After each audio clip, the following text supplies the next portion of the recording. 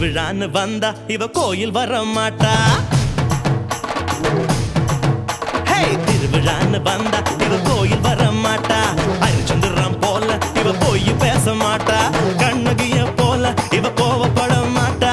இன்னொரு விஷயம் கேளு. என்ன என்ன என்ன நீ இன்னொரு விஷயம் கேளு. நான் விட்டதெல்லாம் ரீலு. வர மாட்டேன்னு சொன்னவளே வந்து வந்து போறியே சின்னவளே.